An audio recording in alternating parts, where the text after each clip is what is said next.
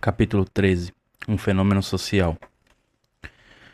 O jovem Ricardo de Azevedo, de 28 anos, era um dos milhares de torcedores que vibravam no Maracanã, abarrotado em 5 de dezembro de 1976. Assim como muitos dos corintianos presentes no estádio, ele praticamente nunca havia visto o alvinegro do Parque São Jorge ganhar um título importante. Guardava apenas uma remota lembrança de ter assistido pela TV em fevereiro de 1955 ao time de Luizinho, Cláudio e Baltazar dar a volta olímpica no Pacaembu, logo após conquistar o Campeonato Paulista do quarto centenário, em cima do Palmeiras.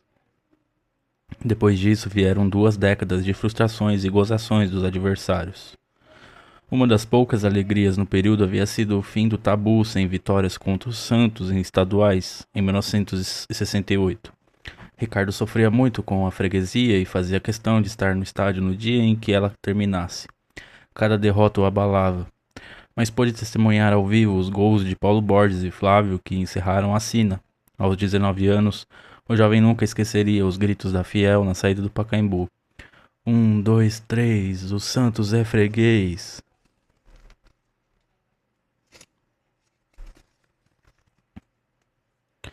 A vitória contra o Fluminense em pleno Maracanã, quase 9 anos depois, também lavava a alma, a sua e a das dezenas de milhares de outros fiéis, mas para Ricardo tinha um gostinho especial. Após 3 anos sem poder pisar no Brasil, ele voltava a respirar a atmosfera do futebol e do amor ao time do coração. O jovem era militante da Ação Popular, AP, uma das muitas organizações políticas que combatia a ditadura civil-militar que se instalara no país em 1964. Havia menos de 2 semanas voltara do exílio de forma clandestina, sob o constante risco de ser pego pelas forças de repressão, como ele próprio conta no livro Por um Triz, Memórias de um Militante da AP. O fato de ainda ser muito procurado em São Paulo, sua cidade natal, fê-lo optar pelo Rio de Janeiro como o local onde retornaria à luta pelo fim do regime, da ditadura e a Revolução Socialista. Ricardo saíra de vez do Brasil em setembro de 1973, após retornar ao país por poucos dias em virtude do golpe de Estado no Chile, onde ele se exilara havia cerca de um ano. Em Paris, na França, não se adaptou ao clima frio de boa parte do ano e às relações formais e frias características dos franceses. Separado da companheira desde o segundo semestre de 1975, em meados do ano seguinte o jovem resolveu voltar. Sua vida ainda estava em perigo, mas Ricardo sentia muita falta do cotidiano no Brasil, dos amigos, de muita militância mais ativa e do Corinthians. Além disso, a conjuntura política interna ia mudando pouco a pouco. O MDB, partido de oposição, havia obtido um ótimo desempenho nas eleições de 1974, e o novo general no poder, Ernesto Geisel, anunciava uma distensão, lenta, gradual e segura, seja lá o que isso signifique. Para completar, os dirigentes da AP insistiam na necessidade de que ele voltasse para ajudar a reativar a organização. Assim, em 6 de novembro de 1976, Ricardo deixa Paris. Por causa das exigências da clandestinidade, o jovem não avisou aos pais que retornaria. Na verdade, quando Clovis, seu pai, o havia visitado na Europa em meados de 1976, comunicou-lhe tal intenção, mas disse que não sabia quando ela se concretizaria. Além disso, como forma de justificar a falta de comunicação, pedira-lhe que falasse a sua mãe, Maria Regina, que se mudaria para Cuba. O quarto presidente da ditadura civil-militar, Ernesto Geisel, assumiu o governo em 1974 e anunciou o retorno à democracia por meio de um processo de distensão lenta, gradual e segura. No entanto, as torturas, assassinatos e desaparecimentos de opositores continuaram a ser regra nos 3 primeiros anos de sua gestão. As mortes dos jornalistas Vladimir Herzog e do operário Manuel Fiel Filho, no espaço de 3 meses, causaram grande repercussão na opinião pública e provocaram tensões entre Geisel e militares mais à direita. Após escalas em Lima e Buenos Aires, o militante chegou ao Rio de Janeiro em 19 de novembro de 1976, vindo de ônibus desde Porto Alegre. Na Cidade Maravilhosa, passou a morar no apartamento de um casal simpatizante da AP, na Rua Voluntários da Pátria, no bairro do Botafogo. 2 semanas depois, às 7 da manhã de domingo, 5 de dezembro, Ricardo foi despertado por incessantes gritos de Corinthians. Ainda sonolento, olhou pela janela e viu a festa da Fiel invadindo a cidade. Após 3 anos de exílio, o jovem se sentia em casa como nunca. Sabia que a sensação aumentaria à tarde, pois iria ao jogo de seu time contra o Fluminense. Um casal de amigos havia conseguido ingressos para as cadeiras com o psicanalista Roberto Freire, ex-militante da AP, que assistiria à partida com um grupo de paulistas. Já no estádio, Ricardo perdeu-se dos companheiros, ainda mais de a semifinal ter início, por causa da enorme quantidade de gente no local. Em seguida, começou a chover forte. Corri para tentar achar um lugar mais atrás, coberto. Sentei-me e de repente quem vejo ao meu lado? Meu pai, com a sua mulher, a Olga, conta o ex-militante em seu livro. Por casualidade, Olga o tinha visto quando se levantou para fugir da chuva e, juntamente com Clovis, foi ao seu encontro. Tempos depois, ao ouvir a história, sua mãe nunca chegou a acreditar em tamanha coincidência e sempre pensou que o ex-marido sabia que o filho estava no Brasil desde que ele chegara. Tampouco Ricardo foi perdoado por isso. Claro, brinca ele no livro. Como São Paulina, ela é incapaz de entender o que a paixão corintiana pode propiciar. Afinal, o que a paixão corintiana pode propiciar? Ou melhor, o que é a paixão corintiana? Naqueles primeiros dias de dezembro de 1976, essas foram algumas dentre as muitas perguntas que se fizeram quase todos os que acompanharam a loucura alvinegra que desembocou na invasão corintiana ao Rio de Janeiro e que continuaria até a final contra o Internacional no domingo seguinte. Que incrível força é essa que impele mais de 70 mil pessoas ao longo de 400 quilômetros para despejar sua paixão em 2 horas de uma partida de futebol? É porque não é só futebol, gente.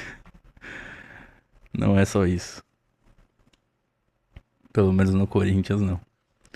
Que mágica é essa, capaz de transformar inusitados paulistas em cariocas irreverentes e carnavalescos? Indagava Zevi Givelder, então diretor de redação da revista Manchete, na carta ao leitor da edição de 18 de dezembro do Semanário Carioca. Tentativas de explicar tal acontecimento inundaram as páginas dos meios de comunicação da época, que buscavam entender as raízes de tanta devoção de uma torcida que estava há mais de 2 décadas sem comemorar um título significativo. Foi um fenômeno social que está por merecer algum estudo mais sério e profundo, vaticinava Givelder. Na capa, uma foto de Givanildo e Rivelino disputando a bola no campo encharcado no Maracanã. E o título, Corinthians até debaixo d'água. Só um adendo, há muito antes dessa matéria que foi feita em 76, o estudioso Menotti Del Picchia falou que o Corinthians é um fenômeno sociológico que deve ser estudado em profundidade. Então, muito antes disso tudo acontecer, as pessoas já percebiam que o Corinthians era diferente. Os estudiosos, enfim, as pessoas que tinham um pouco mais de noção do mundo que a cerca e que não tem uma visão de mundo pró-capitalista, pró-burguesia, esse monte de besteira. Pessoas que são pró-povo, pessoas que são a favor dos mais fracos, vamos dizer assim, no sentido de que dos que não têm poder nenhum, não tem poder jurídico, não tem poder de segurança, são pessoas que estão relegadas à própria sorte. E o Corinthians é o alento que falta para essas pessoas. Muitos vão se refugiar em vícios, muitos vão se refugiar na religião, que é um tipo de vício também. E muitos vão se refugiar no Corinthians, que também não deixa de ser um tipo de vício. Porque quanto mais você acompanha, mais você quer estar ali, mais você quer estar vendo de novo. Quanto mais você ama o Corinthians, mais você conta as horas pra a semana passar, pra você ver o jogo de domingo ou de quarta-feira. Enfim. Seja num Paulista, seja numa Libertadores, não importa. O Corinthians, ele é maior que todos esses campeonatos. É ele que faz esses campeonatos terem graça. Não só pelos que amam, como também sempre pelos que o odeiam, né? Tem muita gente que o odeia, nem sabe dizer por que o odeia. Mas eu tenho pra mim que é questão de classe. Aqui no Brasil a gente tem uma sociedade que foi criada na escravidão, seja estando debaixo do jugo dela ou estando se beneficiando dela. Então isso daí moldou a forma como o brasileiro. Assim, você não tirou da cabeça do brasileiro o sentimento de colônia. Tanto é que a gente saiu da mão de Portugal para um tempo depois ir para a mão dos Estados Unidos. Então, assim, a maioria das pessoas não questiona a opressão. A maioria das pessoas enxerga o mundo como é, se adapta a ele, como se fosse uma doença. Ele se aloja no sistema e tenta se fortalecer. Com relação a isso, o Corinthians ele é diferente, porque ele chegou para mudar as coisas. E isso não é questão que é um torcedor falando, não, é a história. A gente tá lendo aqui vários livros sobre a história do Corinthians justamente para entender esse fenômeno social que precisa ser estudado em profundidade. A ideia do canal, tanto é que o mote do canal, as frases que eu sempre coloco nas descrições, é essa do Menotti, que o Corinthians é um fenômeno sociológico, e a outra do Lourenço de Affera, que o Corinthians é uma manifestação palpável do anseio popular por emancipação. São essas duas frases que nortearam não só o canal, como assim, o meu corintianismo. A minha vontade de pesquisar, a minha vontade de entender, a minha vontade de divulgar. Porque assim, tem uma coisa que eu também acho estranha assim, tem muito estudioso do Corinthians e tal, que ele concentra as informações. Pra assim, falar só em momentos de palestra, só em momentos de entrevistas, só em momentos de documentários, para que ele seja celebrado. Mas na verdade, quem deve ser celebrado é o Corinthians, não o historiador. Inclusive, eu tenho a real consciência de que. Primeiro, que eu não sou um historiador, não sou formado em porra nenhuma, mas assim, o que eu quero dizer é. O meu ímpeto de estudar sobre isso, que nada impede de você ser um autodidata, e nada impede de você também divulgar essa história, porque ela tem que ser de conhecimento de todos, é justamente que eu não tenho isso de ficar concentrando a informação para mim, porque só eu devo saber, porque vocês sabem, informação é poder. O maior poder que existe é a informação. Porque a partir do momento que você tem informação, você já não é mais manipulável. Só se quiser. Tem muita gente que tem aí, a gente esfrega dados na cara da pessoa, a gente mostra os fatos, notícias, estatísticas e tal, e a pessoa continua ali a síndrome do pombo enxadrista, né? Ela continua cantando vitória, cagando no tabuleiro e derrubando todas as peças. Ela não sabe jogar. Ela não sabe como funciona o sistema e ela não sabe questionar o sistema. E o Corinthians sempre foi um questionador, sempre foi um pioneiro, sempre foi um desbravador de tudo aquilo que estava na mão da elite. Ele foi lá e deu pro povo. De tudo aquilo que a elite disse que não, negro não tem que jogar bola, o Corinthians foi lá e tentou escrever o bingo em 1914 e depois o Davi em 1919. Quando ele tentou inscrever o bingo, ele foi proibido de inscrevê-lo e ameaçado de ser expulso. E coincidentemente no ano seguinte existe todo aquele conluio entre a LPF e a APA para deixar o Corinthians fora do campeonato, para levá-lo à falência, para estrangulá-lo economicamente, porque assim o Corinthians, para conseguir se manter pagando lá os aluguéis do campo, da saleta, ele teve que sair fazendo amistosos. Ele teve que sair fazendo das tripas coração para conseguir se manter durante aquele um ano inteiro. Então, assim, o corintiano tem que ser paciente. O corintiano tem que ser consciente. O corintiano tem que ser.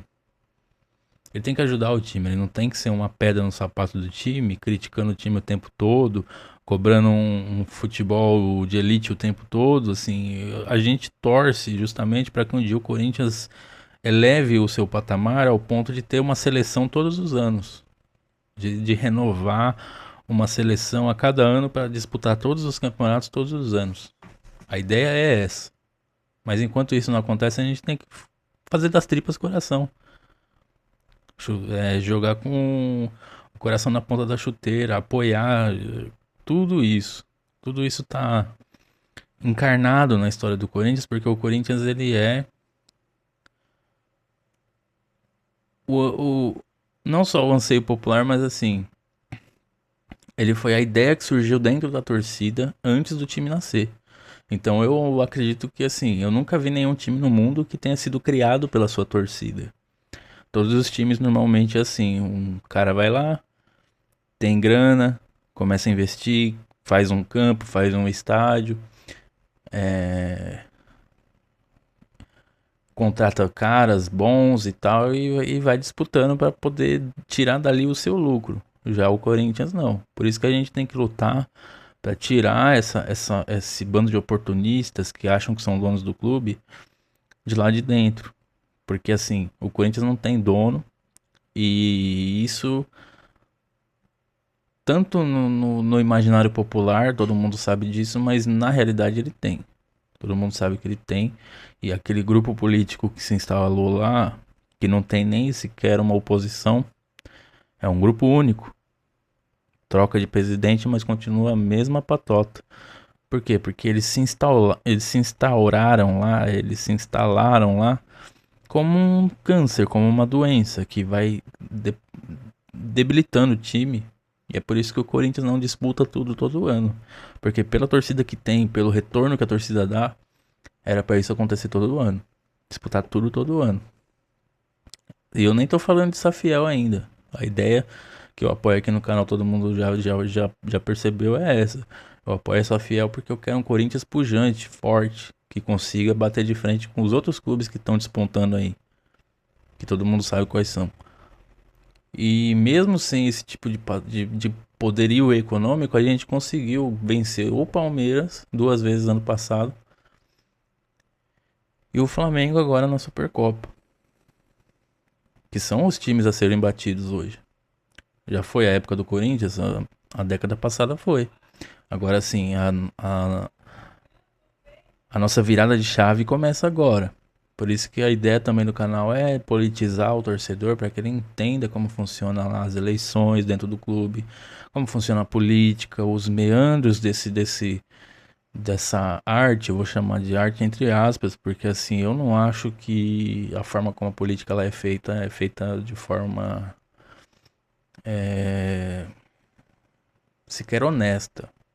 Sequer honesta. Então assim, eu acho que a ideia do canal é justamente trazer à luz não só os fatos do passado, mas também as implicações que o passado tem no nosso presente, para que assim possamos ter uma noção de onde queremos estar no futuro. E para isso a gente tem que se unir e se fortalecer uns com os outros. Então assim, o que acontece é justamente isso. O Corinthians ele foi criado pela sua torcida, não o contrário.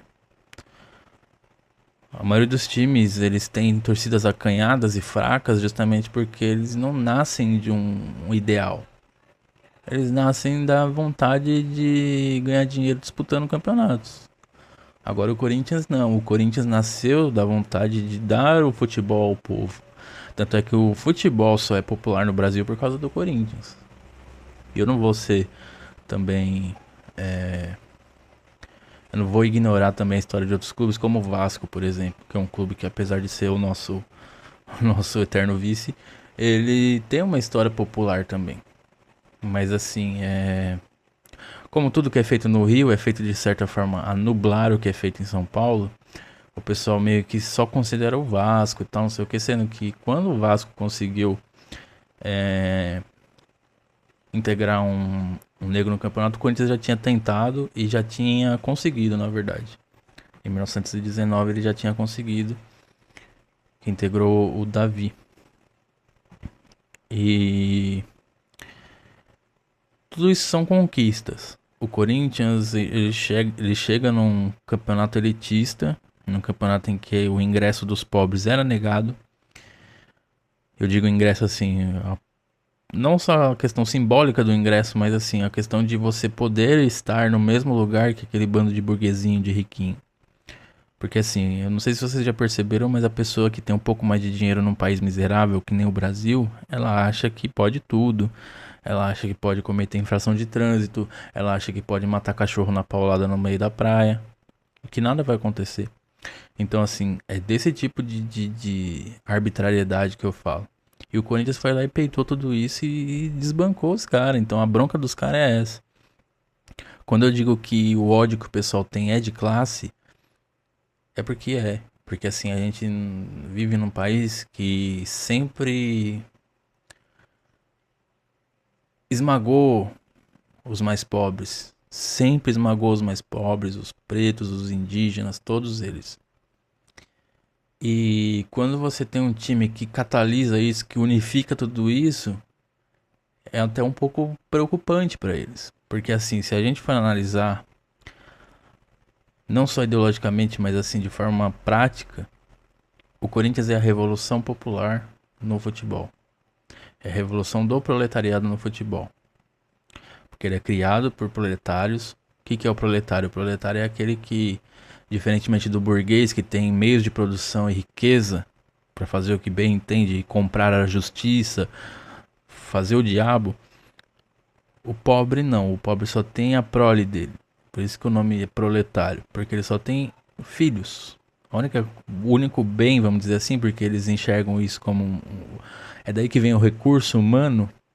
O recurso humano nada mais é do que é, a parte da empresa que detém a vida e as consciências daqueles trabalhadores. Então, quanto mais os trabalhadores se unificarem, se organizarem, estudarem, se politizarem, mais força nós teremos e mais fracos eles ficarão. Então a ideia também é essa, de elucidar para as pessoas coisas que são claras, que são óbvias, mas assim, talvez não sejam para todos. A grande questão aqui do canal é justamente essa, trazer a luz, trazer o esclarecimento, tanto de fatos passados como da maneira como as coisas são hoje. E assim, o ódio de classe é uma desgraça, gente. As pessoas odeiam pobres sem nem saber por quê. Eu não vou dizer que o pobre é perfeito e tal, porque isso aí entra um pouco na questão da culpa cristã por ter dinheiro.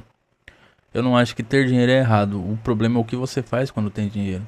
É a sua versão de quando você tem dinheiro. É a forma como você trata os mais fracos, é a forma como você trata os mais pobres. É a forma como você trata aqueles que são vistos como subalternos. É a forma como você trata aqueles que, sinceramente, para um bilionário, eu não vou nem falar para um milionário, porque o milionário, na verdade, dependendo de quantos milhões ele tiver, ele não é nada. Ele é um coitado que acha que é rico. Mas um bilionário, ele é rico, porque ele tem dinheiro para gerações. E eu não tô falando de duas nem três, não. É para inúmeras gerações dele. E isso é perpetuação no poder. A classe rica, ela não casa por amor. Eles casam por aliança política estratégica. E eles se reproduzem por aliança política estratégica. Visando, assim, perpetuar o nome da família, porque é, de certa forma, uma forma que se convencionou dizer que a imortalidade é essa. A imortalidade pode ser feita por arte, por feitos heróicos, por feitos históricos, mas ela também é feita de perpetuação, de manutenção do poder, né? Você pode ver que tem várias famílias aí que comandam o Congresso Nacional, que na verdade elas comandam o Brasil desde a época do Império, desde a época lá de Portugal. E já faz quantos anos isso que isso acabou? Então isso a gente tem que perceber que na verdade gente rica, muito rica, ela perde a sensibilidade, ela perde a empatia, porque ela começa a achar que só ela tem vida de verdade, todos os outros só apenas subsistem. E de certa forma ela tem razão. Só que em vez dela se conscientizar que assim, pô, não é justo eu ter tanto e as pessoas terem que ficar se matando por migalhas. Inclusive migalhas que eles mesmos dão, né? Porque A construção de riqueza, principalmente num país como o Brasil, ela é feita da exploração, do homem pelo homem. Então, quando você percebe isso, você começa a entender que a coisa é um pouco mais crítica, porque eles começam a achar que só eles vivem de verdade e eles não se sentem culpados por isso, eles se sentem melhores por isso. Eu lembro até hoje, quando eu era criança, eu morava numa cidade periférica, ali do ABC, e eu morava no bairro dos mais fodidos que tinha. Não chegava a ser uma comunidade, mas assim, era bem precário. O que que acontece? A casa do prefeito ficava ali nas imediações do Parque Ecológico. E quando eu passava lá na frente, eu via a diferença gritante, discrepante entre o resto e a casa dele. E eu me perguntava, eu não sei, eu não lembro se eu cheguei a perguntar pra alguém, mas eu me perguntava, disso eu lembro com clareza. Ele não se sente mal com isso? Ele não se sente culpado por isso? Porque assim, eu me eu parto do princípio do Ubuntu. Ubuntu é uma filosofia Xhosa da África que prevê que eu sou porque nós somos. Ou seja, nenhuma vitória é individual, todas as vitórias têm que ser coletivas. Todo mundo tem que dividir as vitórias. Ou seja, já é uma coisa que nós fazemos aqui com o Corinthians. Nós dividimos as vitórias do clube, porque o clube sem a torcida não é nada, nem teria existido. Então, assim, é uma simbiose que não se vê em outros clubes. O que acontece? Eu sou porque nós somos, nada mais é do que o sentimento de que sozinho ninguém faz nada. O sentimento de que. De que adianta você concentrar riqueza e todo mundo ao seu redor for um miserável? Só que com o tempo eu percebi que na verdade a elite paulistana, brasileira, enfim, inclusive a do Corinthians, a elite do Corinthians, eu vou chamar elite, mas entendam como classe predatória, tá, gente? Quando a gente fala elite, às vezes dá uma impressão que, nossa, é o que há de melhor, e na verdade eles são chucros, incultos, obscurantistas, eles são mesquinhos, eles são racistas, enfim, tudo que tem de pior na raça humana é visto na burguesia. E assim como Marx já falava, né, a libertação da classe trabalhadora vai libertar inclusive a burguesia de seus vícios, de suas mazelas pessoais. E assim, desse sentimento de superioridade, dessa mesquinhez, essa maldade, porque isso daí já beira a maldade, né? Você vê que isso não é só no Brasil, né? Eu vi agora há pouco uma entrevista do Milei, Javier Milei, que é o presidente da Argentina, ou um arremedo disso. E ele foi contra um projeto lá de lei que visava tratar crianças ainda na barriga da mãe, para que assim pudesse saber se ela vai ter algum problema congênito depois, que assim pudesse ser resolvido ainda em útero. E ele votou contra. E perguntaram para ele por que você votou contra. Ele falou que é porque isso daí iria aumentar o Estado, iria onerar o Estado. Ou seja, eles não enxergam pessoas, eles enxergam números. Isso daí é o pior sinal de uma pessoa que se institucionalizou. Ou seja, ela perdeu totalmente a empatia, ela já não é mais um ser humano. Ela é um Gerson, vamos dizer assim, uma lei de Gerson todo mundo conhece, né? Que é essa coisa idiota que tem muito no Brasil, que é do fudido querer ficar levando vantagem sobre o outro fudido, pra ver quem é menos fudido, sabe? É a falência moral humana em seu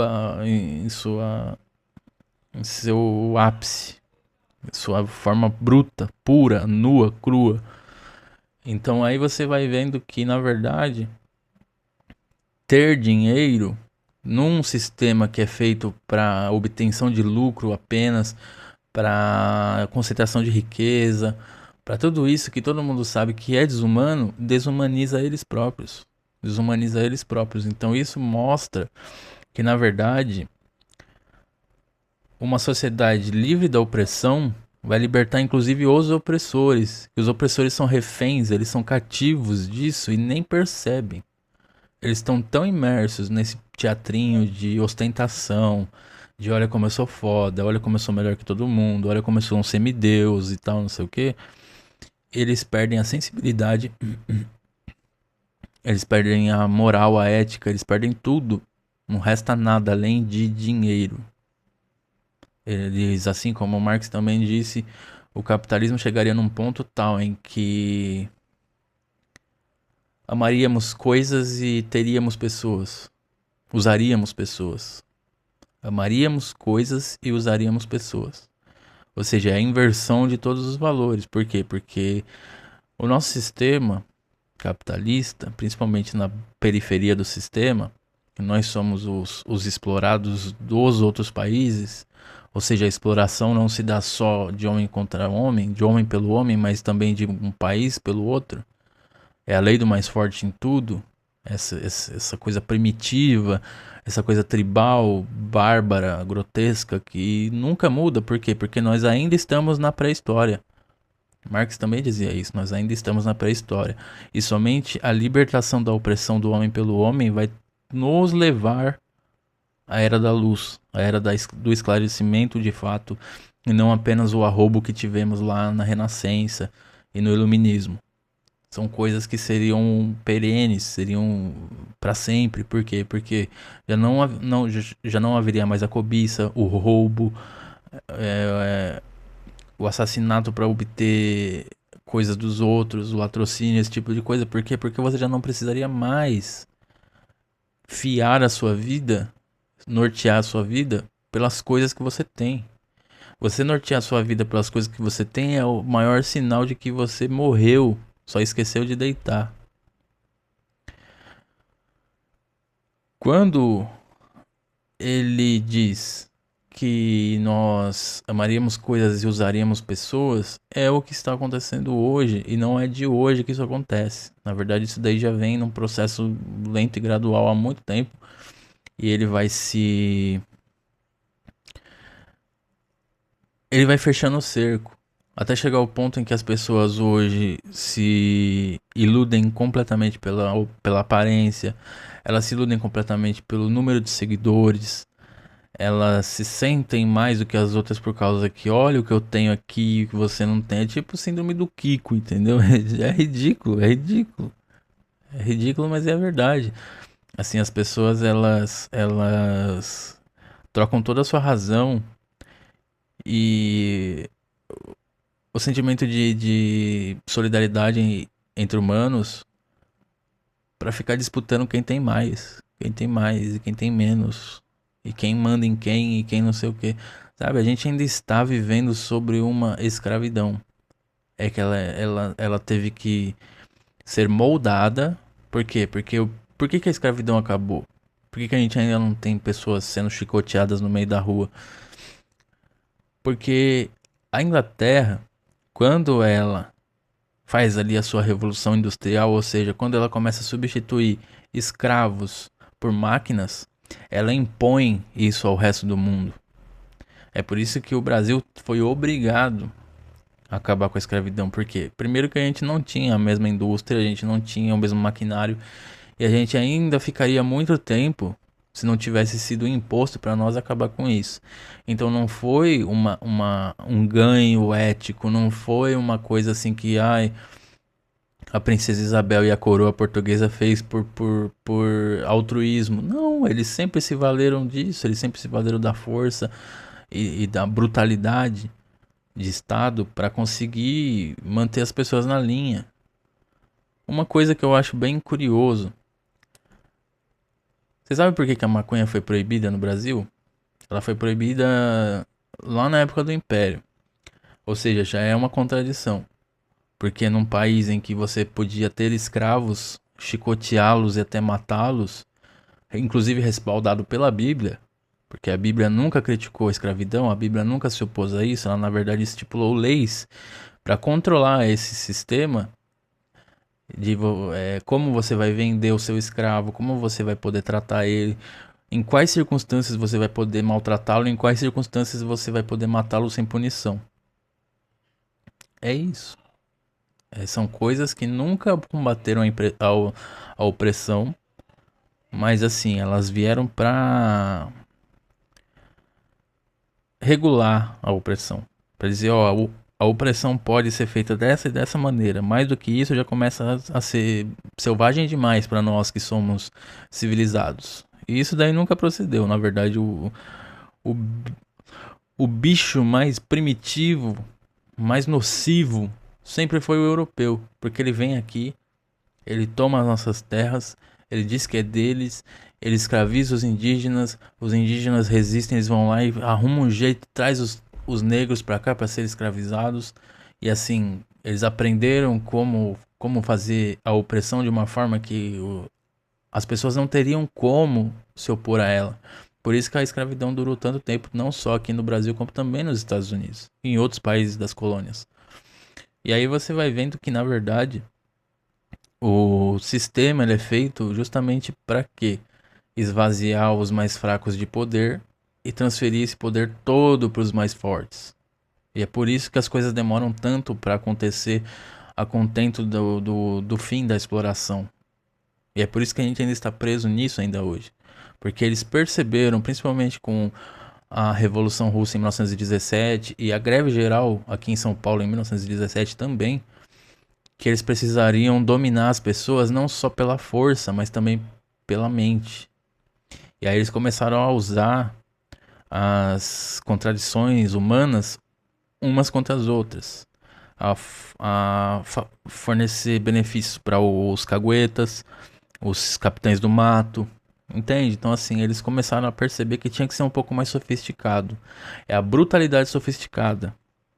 Então todo esse negócio que eles vendem que olha como que a cultura europeia é superior, não sei o que, é só uma forma de dominar a gente. Não existe cultura superior a outra, existem culturas diferentes. E existem culturas que deveriam coexistir entre si, de forma a talvez aprender umas com as outras e tal, e não a dominar a dominar umas pelas outras. Entende como que é complicado você lidar com o ser humano? Porque assim, ele sempre vai dar um jeito de tirar proveito dos mais fracos, dos mais ingênuos, dos mais ignorantes, porque ele vai usar a inveja do ser humano contra o outro, ele vai usar a cobiça contra o outro, ele vai usar o sentimento de superioridade que você pode dar para um fudido, simplesmente se ele começar a te passar informações, se ele for um quinta coluna, se ele for um cagueta. Quando a pessoa tem consciência de classe, ela não se vende, ela não se dobra, porque ela entende que seria não só um retrocesso para a classe inteira se ela se vendesse, se ela se dobrasse, mas é um retrocesso para a humanidade como um todo. Porque aí você vai continuar alimentando essa roda de emergente, onde as pessoas não só sofrem, como morrem. Antigamente, principalmente, olha só para vocês verem como que a Inglaterra não fez nada para ajudar o mundo. Ela fez simplesmente para vender as suas máquinas para os outros países. Na Inglaterra e no Brasil, enfim, todo mundo pós-revolução industrial, as pessoas morriam de exaustão no trabalho. As pessoas trabalhavam de 16 horas. Elas tinham meia hora de almoço e assim, era um almoço que era pior do que até do que era feito lá nas senzalas, porque assim, na senzala pelo menos o pessoal conseguia fazer uma feijoada com os restos com os restos da mesa do branco. Elas conseguiam fazer alguma coisa ali, inclusive fizeram uma iguaria que o mundo inteiro admira, porque assim, a feijoada bem feita, ela é deliciosa. Então assim, você começa a perceber que eles separaram as pessoas. Primeiro que assim, sem você ter escravos e na verdade você pagar um salário de fome para eles, você tem um custo bem menor. Porque antigamente você tinha que tratá-los, você tinha que ter um lugar para eles ficar que era senzala, você tinha que dar alimentação, não sei o que. E a partir do momento que existe a Revolução Industrial, a opressão e a exploração, ela se acirra num nível em que as coisas elas elas não, como que eu vou dizer? Elas não se sustentam tanto quanto antes.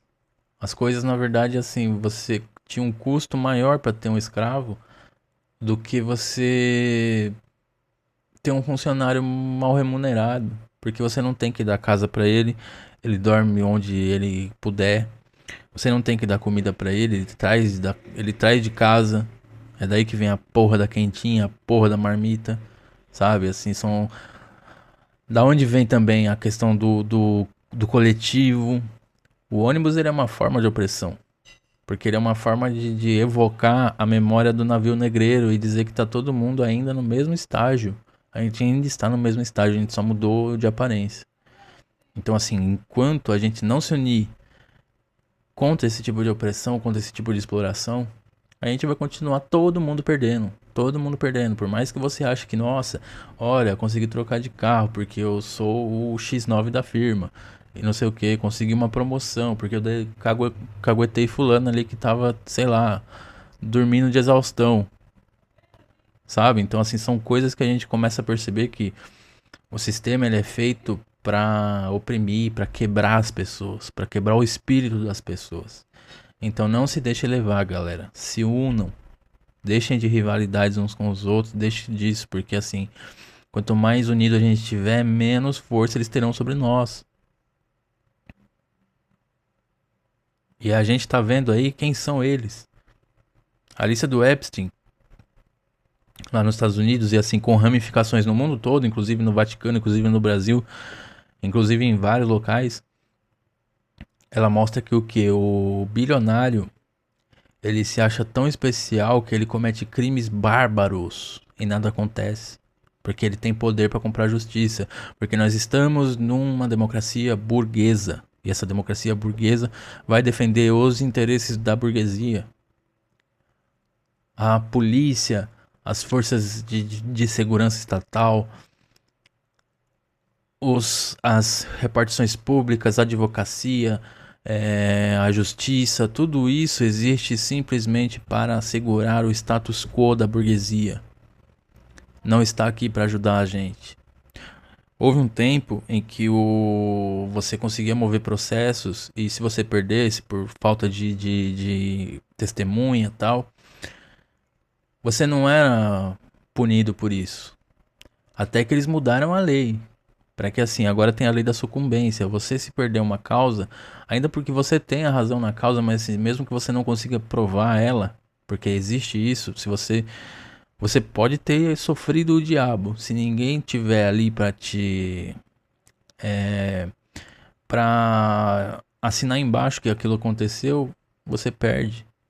Então assim, por que que isso acontece? Porque a voz do mais pobre, ela não é ouvida pela justiça, ela não é ouvida pela polícia.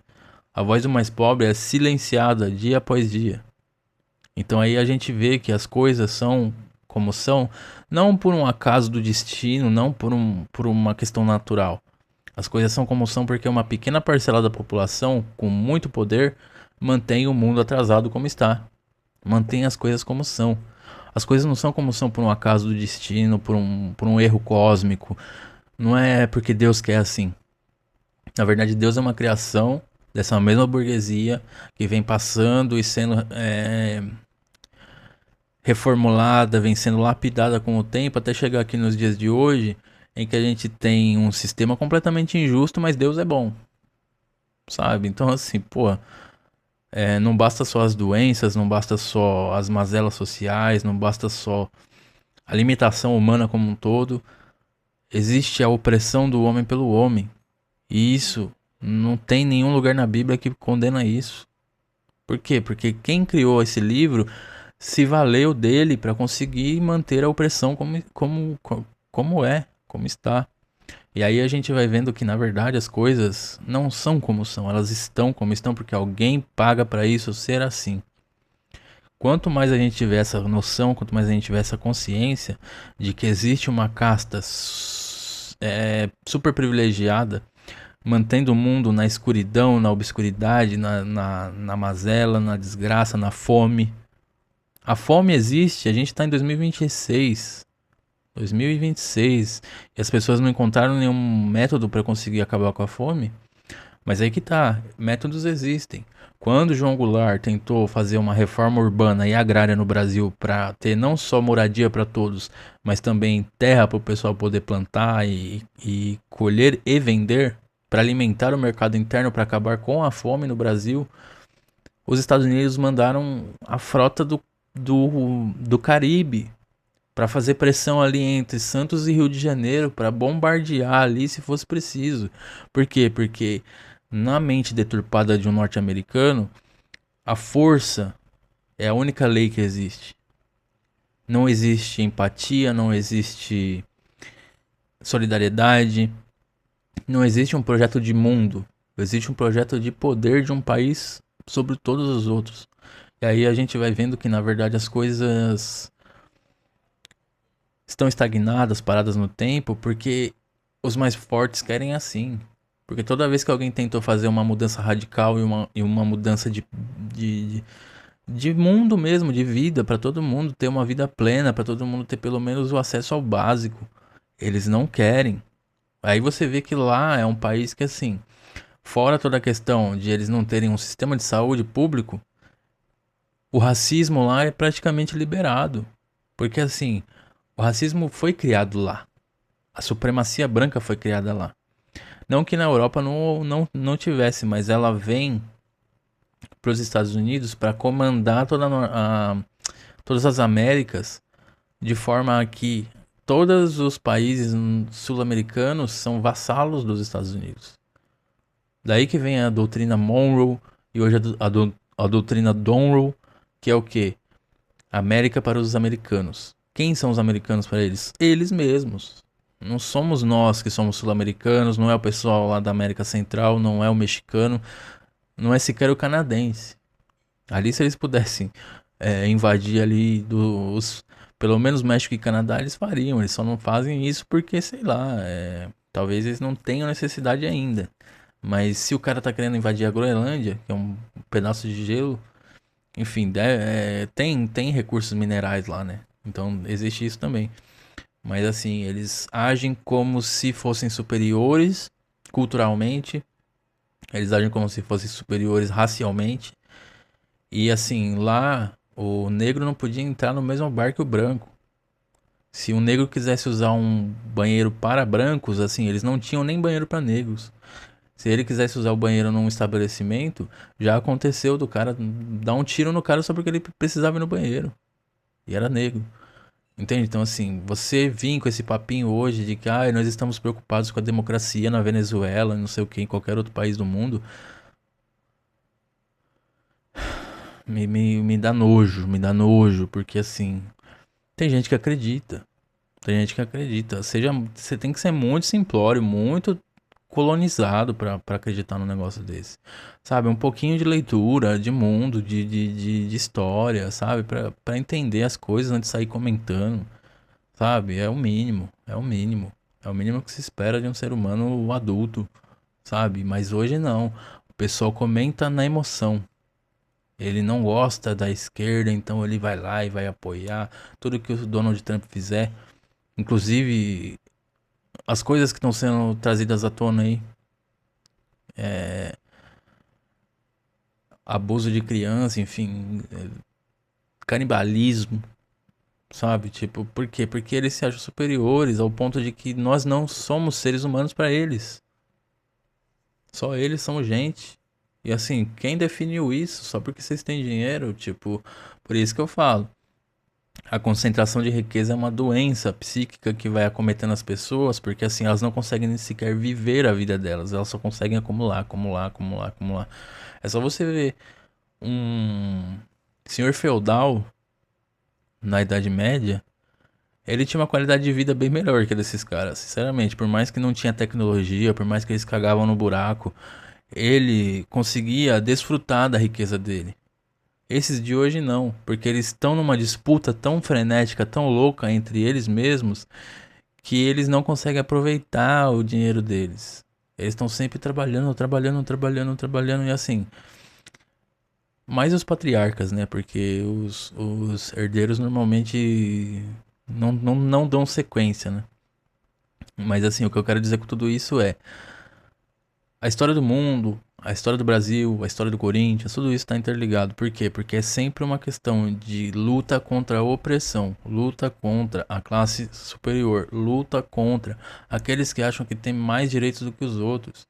Existem só dois tipos de seres humanos: aqueles que acreditam que todos são iguais e aqueles que acreditam que não. Então a gente tem que saber direito qual que é o lado que a gente tá, principalmente da corda, porque ela sempre estoura do lado mais fraco, e principalmente da forma como as coisas foram construídas a iludir as pessoas que, ó, se você defender os interesses da burguesia, um dia você pode ficar rico, então um dia você vai poder explorar as pessoas também. Então eles usam de artifícios astutos, astuciosos, para fazer as pessoas se voltarem umas contra as outras e defenderem os algozes. Porque eles perceberam que assim, o momento político é a ebulição que a Revolução Russa fez em 1917, deixou eles preocupados, porque eles pela primeira vez perceberam que assim, o nosso poderio está ameaçado. E daí o que que acontece? É macartismo. Macartismo é o quê? É a questão do anticomunismo. É o, o comunista come criancinha, o comunista é um monstro, não sei o que, sendo que na verdade são eles próprios. Não só. Pelo pouco que eu li, o Olavo de Carvalho já disse: acuse-os do que você faz. Essa é a máxima deles. Acuse-os do que você faz, porque você cria um espantalho para o bando de idiota útil ficar ali debatendo e tal, não sei o que. E aí o pessoal que tem mais consciência tem que ficar ali explicando que não é bem assim, que não é bem assim. E agora a gente tá vendo a verdade vindo à tona. Os caras estão envolvidos com abuso infantil, os caras estão envolvidos com tráfico de pessoas, tráfico de órgãos. É... E assim, são coisas que eu não gosto nem de pensar muito porque me dá nojo de você pensar que a gente tá vivendo no mesmo planeta que esses monstros.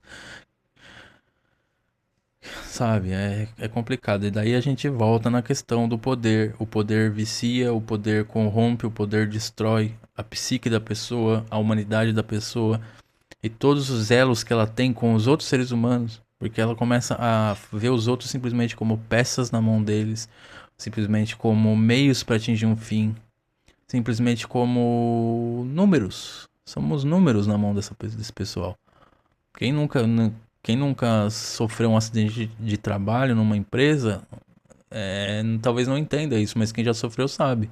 Nós somos números, nós servimos enquanto produzimos. A partir do momento que a gente se fudeu ali, se machucou e tal, e precisou ficar afastado, aí a gente vê todo o lobby que eles fazem para jogar um peão contra o outro.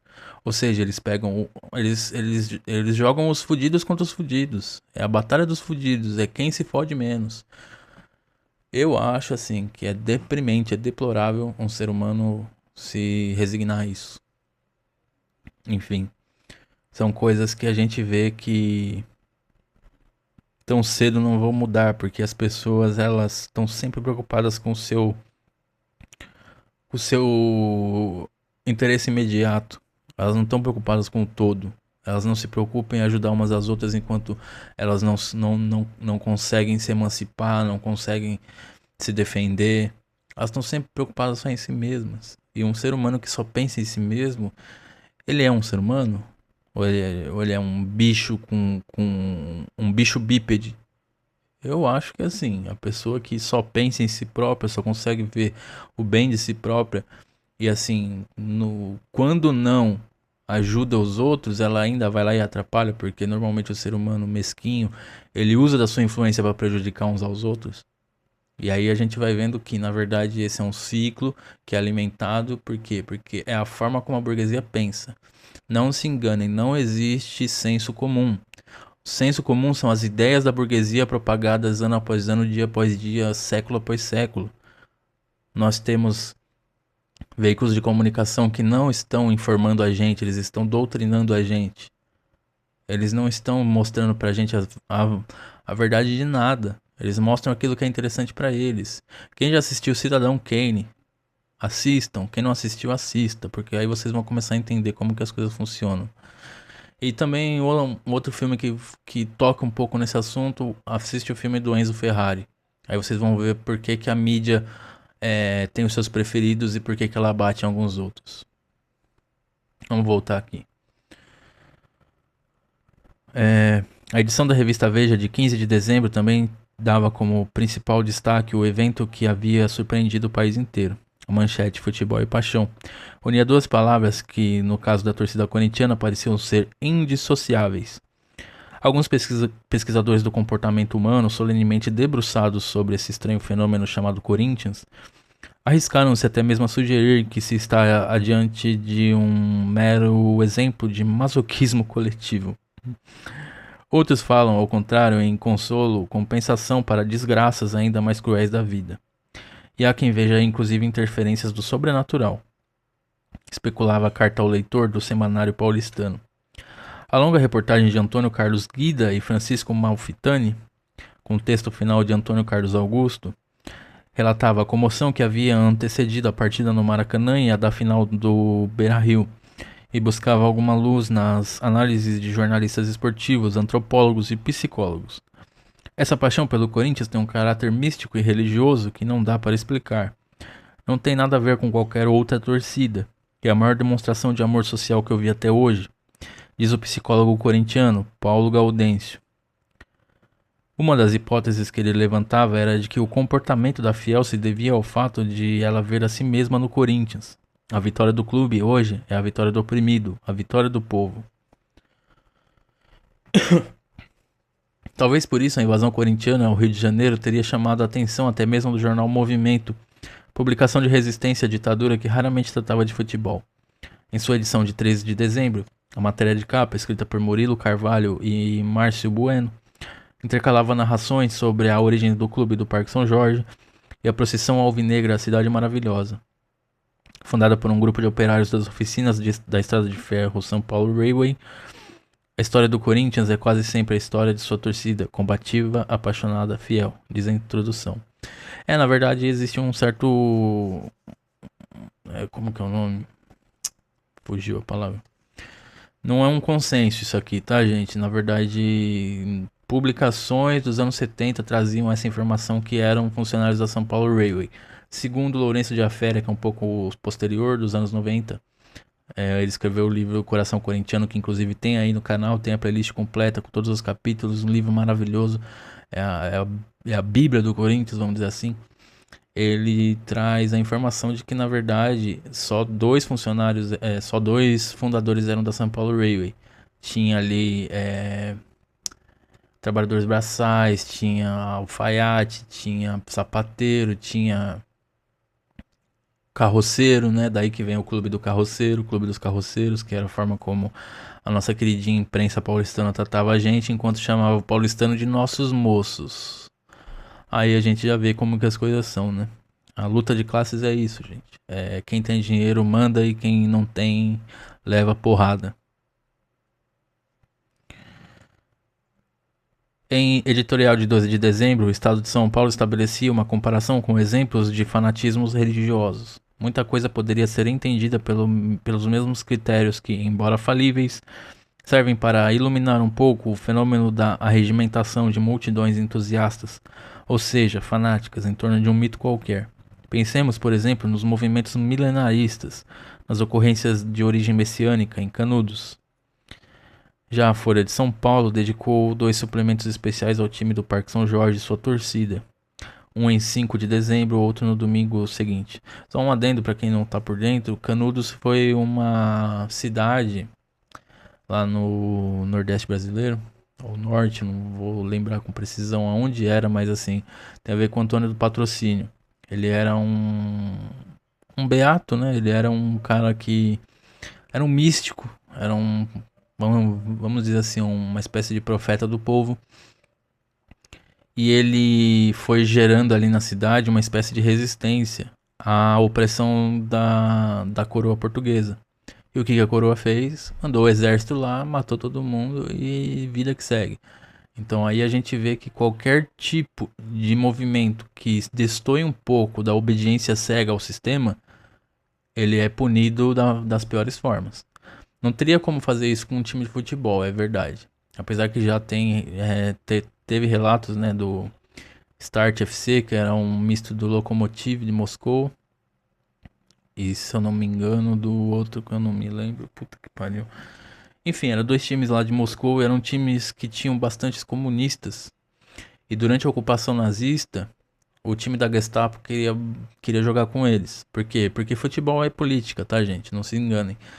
Quando você vê o Brasil campeão em 70, existiu todo aquele ufanismo da ditadura. Por quê? Porque a ditadura usou aquilo para reforçar reforçar a ditadura em si. Porque aí era um movimento patriótico, não sei o que, todas essas mentiras que a gente sabe que eles não são nem um pouco patriotas, eles são todos entreguistas, lambe-botas dos Estados Unidos. E aí o que acontece? Esse time do Start, que era um misto do Lokomotiv com o outro, que eu não vou me lembrar agora se era o Spartak, não lembro agora. Mas eram dois times que se fundiram para jogar essas partidas, daí que veio o nome Start, o início. E aí eles jogaram o primeiro jogo, ganharam dos caras.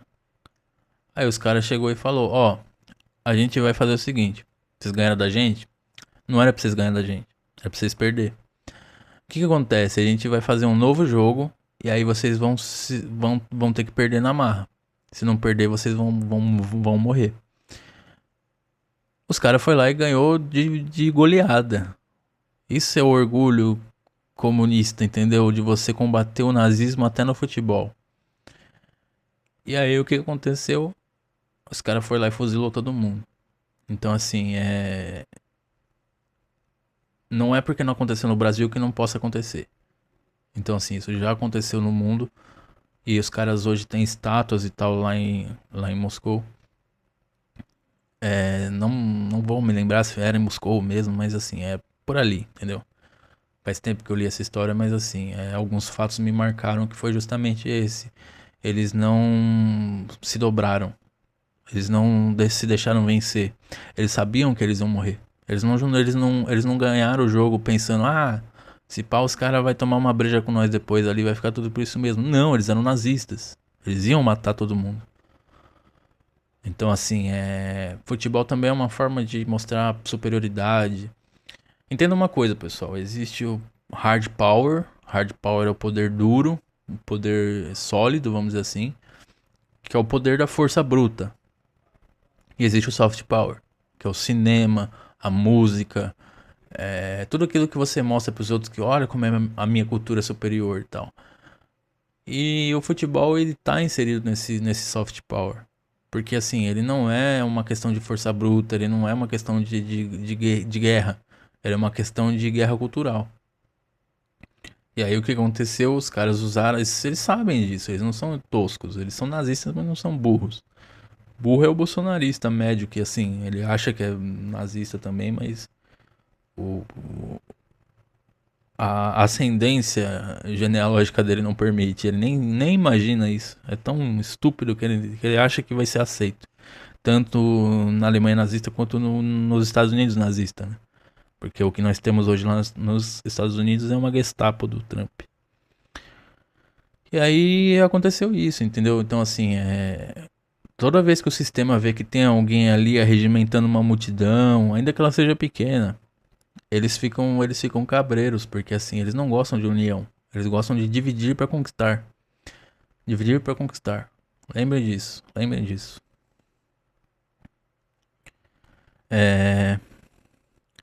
Já a Folha de São Paulo dedicou 2 suplementos especiais ao time do Parque São Jorge e sua torcida.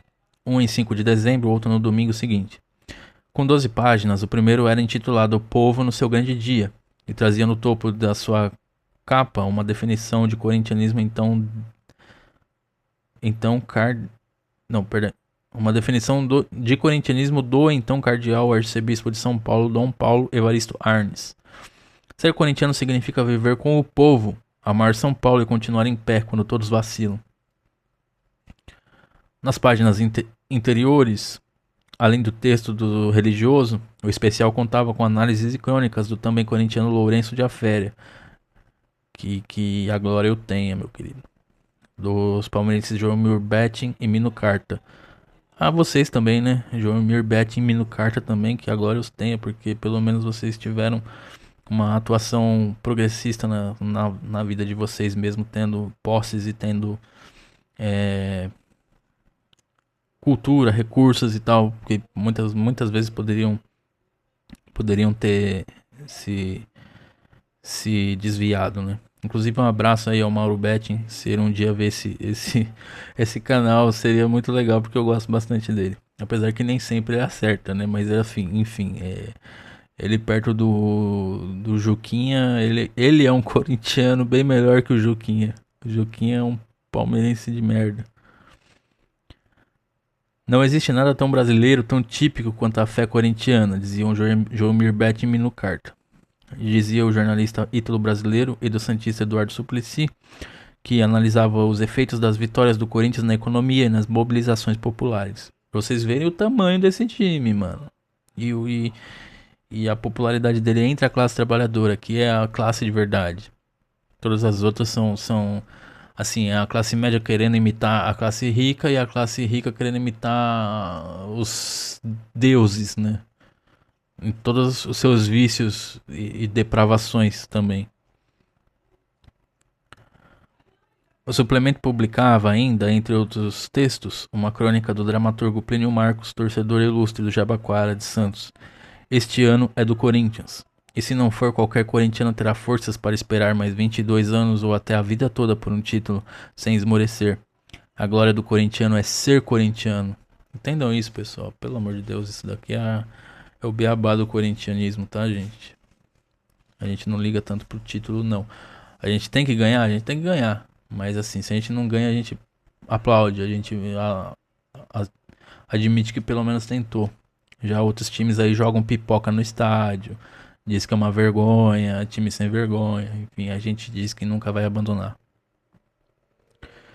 Por sua vez, o Carioca Jornal do Brasil, em sua edição de 11 de dezembro, publicava 2 artigos, um do sociólogo Leôncio Martins Rodrigues, outro da psicóloga Araquei Martins, sobre o fenômeno Corinthians, na primeira página do Caderno B, dedicado normalmente à cultura.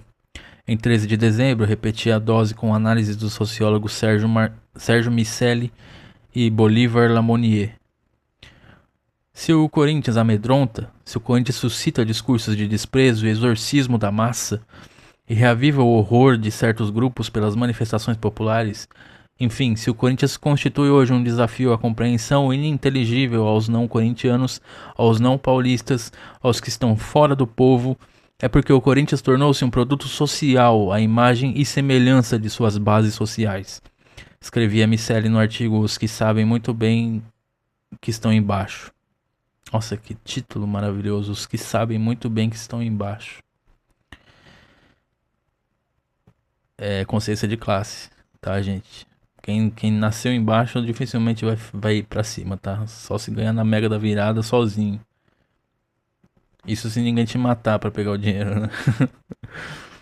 Tamanha demonstração de amor da Fiel inspirou até mesmo uma ideia original.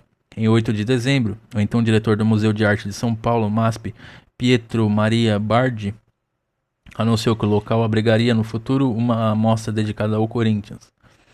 Tenho certeza que essa atitude será criticada pelos demais museólogos, que apenas entendem como arte um quadro de Renoir ou Rafael, esquecendo-se por completo da arte popular, nesse caso bem representada pela manifestação dos corintianos, disse ele à Folha de São Paulo no dia 9. As hipóteses eram muitas, mas um aspecto parecia ser ponto pacífico para todos os analistas do fenômeno corintiano.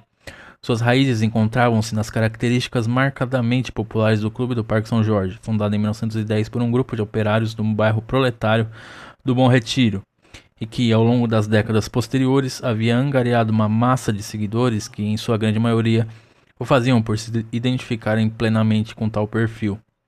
O Corinthians sempre foi um time de periferia, sempre foi o povo, aquele povo brasileiro sofredor, sofrido. O corintiano é um lutador, um batalhador, Diz José Cláudio de Almeida Moraes, o Dentinho, ex-presidente da Gaviões da Fiel, que em 1976 foi um dos responsáveis por levar as bandeiras da torcida organizada ao Rio de Janeiro. Em 6 de dezembro de 1976, o ex-presidente João Goulart falecia em sua fazenda na província argentina de Corrientes, onde estava exilado. A versão oficial é de que sua morte ocorreu em decorrência de problemas cardíacos, mas até hoje pairam dúvidas sobre um possível assassinato por envenenamento. Isso já não resta dúvida. Exumaram o corpo dele e constataram que ele foi envenenado. Acho que o livro foi feito depois dessa informação, porque ela é recente, tá, gente?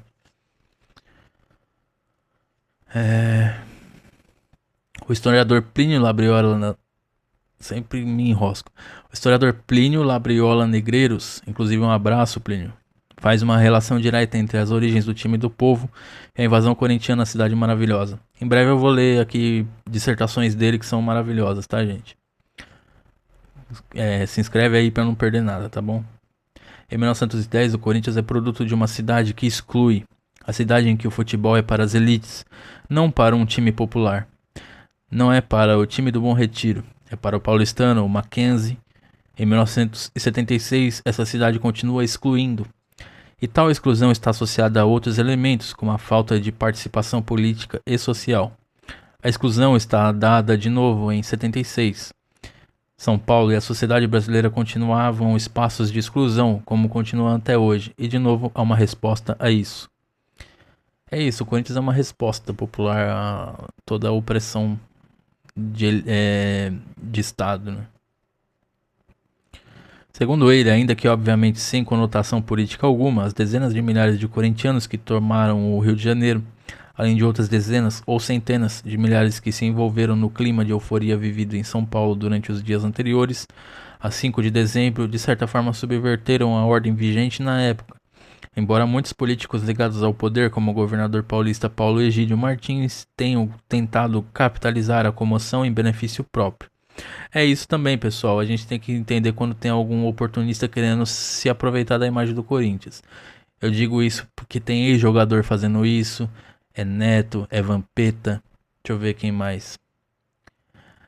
Comunicadores medíocres como Benjamin Bach e tal. Esses caras que assim. Ronaldo Giovanelli. São pessoas que assim, elas perceberam que o Corinthians traz uma evidência maior, midiaticamente falando. E aí elas se valem disso pra poder ficar inventando polêmicazinha, ganhando algum por fora, porque assim, existe muito disso também na mídia, que é a famosa boca de aluguel.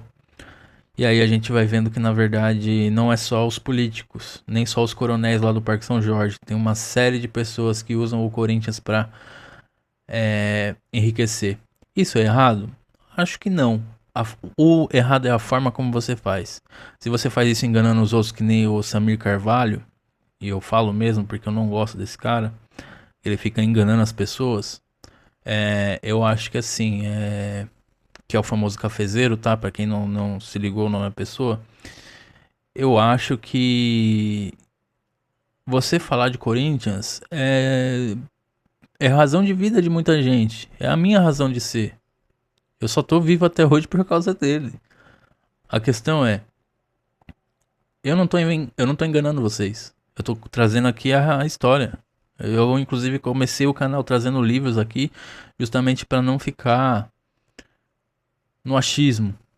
Eu tentei fazer uma série de vídeos onde eu falava mais abertamente sobre o que é o Corinthians, mas agora eu tô conseguindo entrar no ponto que eu queria, que é o quê? Eu trago o livro e faço comentários em cima dele. Então eu não vou ficar falando um vídeo inteiro só o que eu acho. Eu falo um pouco do que eu acho para agregar aqui a leitura. Então eu não tô enganando vocês, eu não tô contando mentira, eu tô sempre trazendo fatos. Então assim, enriquecer não é errado. Por mais comunista que eu seja, a gente luta para ter uma condição melhor. Mas assim, eu tenho a consciência de que isso é praticamente impossível. Inclusive no YouTube. Porque assim, tem muitos canais aí que são muito maiores e tal.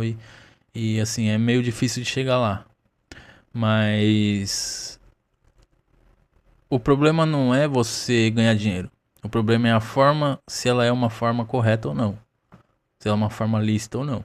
e você ficar enganando as pessoas, falando que, ah, não sei o que, todo dia o Talisca vem aí, sabe? Tipo, eu acho isso uma atitude de gente desesperada, sem talento nenhum, sem dignidade nenhuma, porque você ficar usando a inocência, a ignorância de boa parte da torcida contra ela mesma só pra você ganhar dinheiro, eu acho que assim, meu, sei lá, vai pro estelionato, não sei, vai fazer qualquer outra coisa, não vem ficar querendo enganar a torcida do Corinthians não, cara. Já que a, a, a coisa tem que ser posta às claras, né? Porque assim, eu espero que ninguém aqui que acompanha o canal acompanhe o canal desse cara. E nem Benjamin Bach, nem esse monte de asneira que a gente vê por aí. Porque assim, a torcida do Corinthians ela é apaixonada e boicotada educacionalmente. Então a ideia do canal também é trazer aqui cultura, informação para que as pessoas consigam pelo menos crescer um pouquinho, sabe? Talvez pegar gosto pela leitura, falar, olha, até que um livro é legal, né? Tem bastante informação e tal, por que eu não leio mais e tal, entendeu? A ideia é essa, não enganar vocês. Não ficar aqui prometendo um monte de coisa que nunca se concretiza. Porque não é informação de verdade. É polêmica, é mentira, é anticorintianismo velado, porque tem muito cara que fala que é corintiano, mas não é. Não é, não é. Assim, tem muita gente oportunista, inclusive lá dentro do Corinthians, que se pinta dessa maneira justamente por quê? Porque isso dá algum retorno pra ela. Então, assim, não são coisas que as pessoas fazem, assim, pra esclarecer as pessoas. Não, elas fazem simplesmente pra ganhar ibope na mídia, pra, pra, pra se tornar relevantes e tal. Tem uma pessoa que eu sempre odiei a minha vida inteira, que foi o Milton Neves. Mas ele é mais consciente do que esses caras.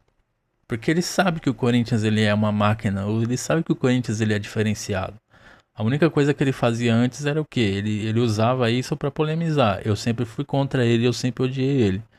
Mas hoje eu percebo que ele tem mais pudor do que esses caras. Por pior que ele seja.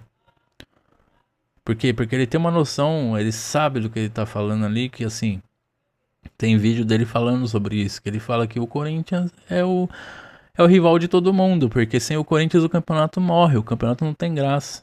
Quando o Corinthians caiu aí pra Série B, o campeonato da Série A, tipo, meio que, bacana, tá tendo jogo, mas ninguém liga. Porque ninguém liga pro São Paulo, ninguém liga pro Palmeiras, ninguém liga pro Flamengo. Só a torcida deles. Mas assim, de resto, o, o ódio que se tem ao Corinthians é maior que o do Flamengo, com certeza. Porque assim, o Flamengo, ele é odioso por si. O Corinthians, ele é odiado pela questão popular que ele traz. Ah, o Flamengo é popular também? Eu acho que não. Ele não tem uma origem popular. Ele não tem um apelo popular orgânico. Ele foi um time artificial. Ele é um time com uma torcida artificial de teatro que foi criado pela Globo para manter o poder ali nos estados do Nordeste e tal, Centro-Oeste e tal. Porque assim, a Globo sempre passou os jogos do Flamengo pro resto do Brasil. Por isso que tem torcedor do Flamengo até na puta que pariu. A questão é, o Corinthians também tem torcedor pelo Brasil inteiro. Talvez num menor, um maior grau, não sei. Não dá muito pra ferir isso porque ninguém mais fez um censo no Brasil, né? Mas assim, o que a gente tem que entender é que o Corinthians, ele tem torcida no Brasil inteiro mesmo sem estar passando o jogo do Corinthians por lá, entendeu? Então tem gente que não é só no Brasil, tem. Cada vez mais eu vejo os gringos aí torcendo pro Corinthians, os gringos se rendendo ao Corinthians, porque assim, o Corinthians ele é diferenciado. Todo mundo que acompanha futebol sabe que, tem o Arsenal tal, tem o Liverpool, tem, sei lá, o Bayern de Munique, tem não sei o que, mas assim, são times que, o que tem de mais, assim, sabe? Tipo, por mais que eu goste do Arsenal, eu gosto do Liverpool, mas são times que... E na Alemanha eu gosto mais do Borussia. Mas assim, são times que assim, são times comuns perto do Corinthians. O Corinthians é diferenciado. E quando ele foi jogar os 3 mundiais, a gente percebeu isso. Os dois masculinos e o feminino agora, que a gente acabou perdendo por detalhe. Mas assim, o mundo percebe que o Corinthians é diferente. Porque o Corinthians é diferente, a torcida é diferente, a forma como o time vai lá e briga pra ganhar e quando não ganha, quase ganha. Entende? Então assim, são coisas que tem times com muita história aí pelo mundo afora, com certeza, mas assim, é fácil torcer pro Real Madrid. É fácil torcer pro Barcelona. É fácil torcer para o PSG. É muito fácil. Agora eu quero ver torcer pro Corinthians. No Corinthians o bagulho é doido, porque o buraco é mais embaixo. Em primeiro lugar, os torcedores alvinegros reocuparam a rua, espaço público que vinha sendo negado às multidões pelo regime autoritário instalado no país em 1964.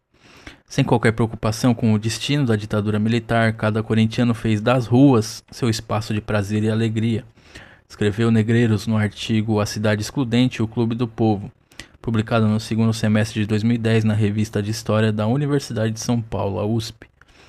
De acordo com ele, ainda não é ocupação política, mas isso viria logo em seguida. Apenas 3 meses depois, em março de 1977, os estudantes voltaram a se mobilizar massivamente, com greves em várias universidades do país e uma passeata com 2.000 manifestantes em São Paulo por mais verbas para a educação. É o início de uma luta popular no espaço público pela volta do Estado de Direito, das liberdades democráticas. A rua voltava a ser palco dos embates políticos, analisa ele.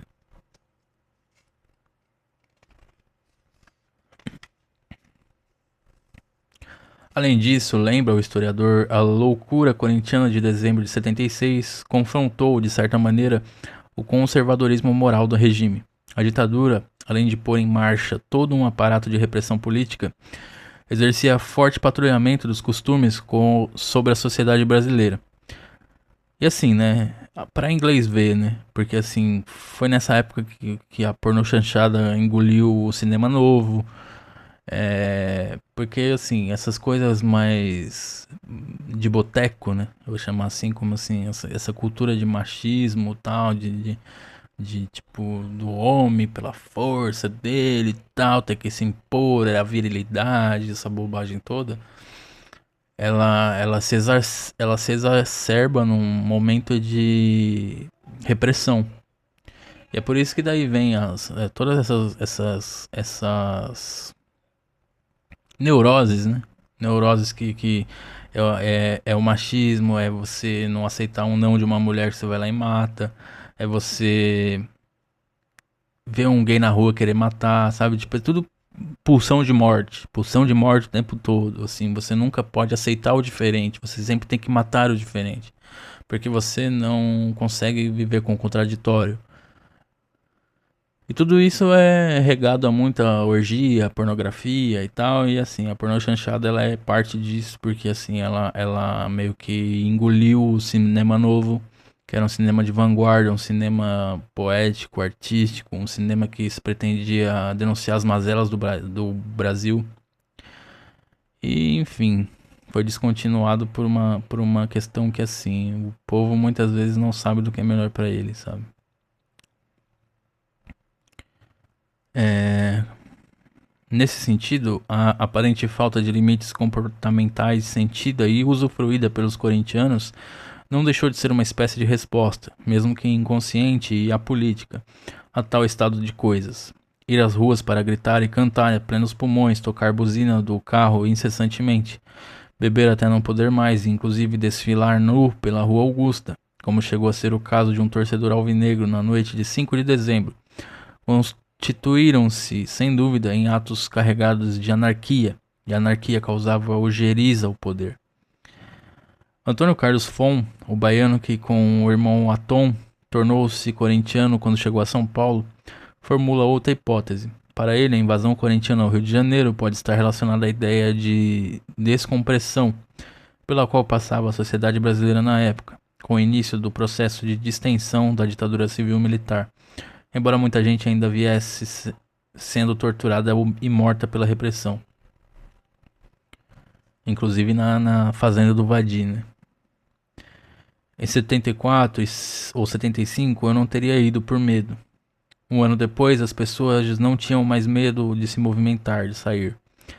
Eu não sei se em 72, por exemplo, durante o período pesado do governo Médici, eles teriam coragem.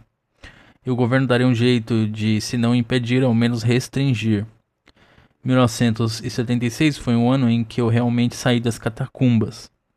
Talvez não tenha sido um processo apenas individual, é possível que isso tenha sido um processo coletivo, opina. Um aspecto da invasão corintiana que certamente incomodou a ditadura foi a utilização de milhões de litros de gasolina no mesmo momento em que o governo militar elaborava um plano de racionamento do combustível, em face do aumento do preço do petróleo que provavelmente seria determinado pelos membros da OPEP, Organização dos Países Exportadores de Petróleo, antes do fim daquele ano. Logo na segunda-feira, após o jogo no Maracanã, o então ministro das Minas e Energia, Shigeaki Ueki, foi aos jornais criticar o desperdício de combustível durante os 3 dias anteriores. Bom, se vocês não tivessem descontinuado as ferrovias, né, amigo? As pessoas poderiam ter ido de trem sem gastar gasolina, né? Porque trem não gasta gasolina. Não sei se vocês sabem disso, né? Que, assim, esperar um pouco de noção de milico é foda. Durante os 3 dias anteriores. Segundo seus cálculos, os corintianos haviam gastado aproximadamente 300 mil dólares, equivalente a 2 milhões de litros de petróleo, entre gasolina, diesel e combustível de avião. Dizendo-se ele próprio um torcedor alvinegro, o ministro, o ministro aderia à campanha, a campanha lançada em seguida ao término da partida pelo presidente do Corinthians, Vicente Mateus, transferir a final do campeonato do Beira-Rio, em Porto Alegre, ao Morumbi. Para o comandante corintiano, seria uma forma de premiar o fantástico esforço da Fiel. Para a autoridade, uma medida essencial de economia. Ainda bem que o time ganhou, porque se perdesse, gastar tudo isso por uma derrota seria demais. Alguns poucos patriotas foram a pé e de bicicleta. Esse papo de patriotismo é de fato o último refúgio do canalha, né? Agora, como também sou corintiano, tá vendo? Agora, como também sou corintiano, ou seja, os caras viram corintiano porque é interessante, né? Faço um apelo para que os torcedores economizem nessa semana os 2 milhões de litros que gastaram para compensar a viagem. Mais 2 milhões de litros para comemorar a vitória. Como patriota, nós corintianos devemos também tentar trazer o jogo do próximo domingo para São Paulo, a fim de tentar evitar mais gastos de gasolina, afirmou, segundo a Folha de São Paulo, de 7 de dezembro. Para o cartunista Angeli, no entanto, o poder não se abalou nem um pouco por causa da procissão alvinegra, percepção que certamente coincidia com a de muitos intelectuais, para quem o clima de êxtase esportivo favorecia consideravelmente o regime. Assim como havia acontecido com o tricampeonato da Seleção Brasileira de Futebol na Copa do Mundo do México 6 anos antes. Nossa, que análise feita com o cu, né? Porque assim, a Seleção Brasileira a gente entende que ela de fato foi instrumentalizada, mas o Corinthians não é o Brasil. Por mais que ele seja o mais brasileiro e tudo mais, mas assim, é uma análise feita completamente sem noção, né? Em uma charge na Folha de 8 de dezembro, Angeli desenhava um homem de barba mal feita, sem alguns dentes na boca e com vários remédios na rua protestando. A taxa de água e esgoto aumentou até 40%, o pão aumentou 36%, a farinha 41,52%, o trigo 40%, o arroz já aumenta. Então ele recebe uma bandeirada do Corinthians na cabeça, com ela na mão exclama: "Ah, é mesmo, já esquecendo, o Corigão tá firme." Isso daqui eu discordo completamente do Angeli, porque assim, eu nunca vou esquecer da vez que eu tava passando na rua, aqui nas imediações, e eu vi um mendigo comentando com o outro. Cara, eu consegui assistir o jogo no bar ali do lado de fora e tal. E eu vi o Corinthians meter 5-0 no São Paulo. Eu até chorei. Isso pra o intelectualzinho de esquerda tal, pseudo pró-povo, mas na verdade eles não gostam nem que o povo se divirta. Na verdade, pra eles, o povo só tem que comer e trabalhar. Essa esquerdinha meio casa do Caetano tal. É foda. São coisas que assim, É isso que dá motivação para as pessoas. A gente vive num planeta que a gente não sabe porque veio pra cá, não sabe pra onde vai depois da morte. A gente sofre do início da vida ao fim dela e a gente não pode ter nenhum atenuante, sabe? É curioso, assim, como que certa parte do que se diz, o que se convencionou dizer esquerda institucional, eles estão sempre na boemia, eles estão sempre se divertindo, eles estão sempre em saraus, em, em shows, a porra toda. Mas o pobre não pode, porque é ópio do povo, é alienação, sabe? Eu tenho nojo desse tipo de esquerdista, porque pra mim não é esquerdista, não. Quem é esquerdista entende as dores do povo, as mazelas do povo e vai apoiar o povo naquilo que o povo conseguir se apegar. O Corinthians é uma tábua de salvação. O Corinthians não é um pão e circo, não. Sabe? Assim, é uma pessoa que mora na rua e tal e consegue ver o Corinthians ganhar e ela se sentir feliz por isso, porque além disso, como já disse o próprio Inácio de Loyola Brandão, tem vídeo aqui sobre o Descamisados contra Marajás. A análise dele é de esquerda e ótima, porque assim, ele fez a análise certinha, que é a catarse, é o extravasar. O Corinthians é aquilo que tipo faz o pessoal tipo assim, nossa, a minha vida é um lixo. Eu não consigo comer. Eu não consigo dormir. Eu não tenho onde dormir. Eu não tenho onde morar. Mas eu tenho uma felicidade de vez em quando que é ver o Corinthians campeão. Sabe? Então, assim, o Corinthians é a vitória do povo. O Corinthians não é um time de elite e tal. Não é um time de burguesinho que foi tomado pelo povo, que nem é o caso do Flamengo. O Corinthians, ele nasceu popular. Ele viveu popular. Ele sempre será popular. Então, assim, a pessoa que vem com esse tipo de chargezinha tosca aqui. Enfim, eu não espero muito de pessoal que, tipo, tá sempre aí na boemia e o povo é só borracha, borrachada na cabeça e enquanto eles fingem, né, que se preocupam, né, porque eu acho que não tem uma preocupação real, não. Todo mundo que tem um pouco mais de noção já percebeu que, assim, a esquerda institucional, inclusive essa esquerda que se diz super culta, intelectual e tal, ela só lembra do pobre de 4 em 4 anos, tá? A diferença deles pra a extrema direita é zero. Assim, eles só tem um discurso diferente que é assim, enquanto a direita se paga como superiores moralmente, apesar de assim a turma ter amante e talvez dê no sigilo, né? A questão aí é que assim, quando você olha para o que boa parte da esquerda faz, ela, de certa forma, assim, ela só enxerga o pobre como cálculo eleitoral. Somente isso. Para ela, o pobre não tem que ter cultura, o pobre não tem que ter sequer educação política. Porque assim, vamos ser bem sinceros, né? Isso daí existe até hoje, né? Porque se a gente viu a ascensão do fascismo no Brasil, do bolsonarismo no Brasil, boa parte disso é culpa do PT. Que o PT teve aí anos aí no governo, nunca fez trabalho de base, nunca fez trabalho de conscientização do pessoal. Falar, ó, pessoal, a gente tá empoderando vocês aqui, mas vocês não são ricos, tá? Não são classe média, não. Na verdade, a gente continua pobre, a gente continua tendo que trabalhar para viver. E enquanto isso continuar assim, é opressão, o a exploração do homem pelo homem e tal. Não, por quê? Porque se eles entrarem nesse assunto, eles vão. O povo todo vai perceber que o quê? Bom, então a resposta não está com vocês, a resposta está na revolução. E assim, todo mundo sabe que petista tem horror à revolução. Porque assim, de onde eles tirarem os seus cargos, entende? Eles são oportunistas. Você pode ver que, ó, André Sanches é petista. O Tem várias pessoas ali. Edna Murad é petista. Várias pessoas que, assim, são são uma coisa na frente de todo mundo, mas na hora do que você tá ali conversando com a pessoa, falando, ó, tem um projeto social que eu posso fazer aí no Corinthians, vamos debater isso daí? A pessoa nem te responde. Por quê? Porque ela não tem preocupação com o projeto social, ela não tem preocupação com o pobre, ela não tem preocupação com o pessoal que mora ali em Itaquera.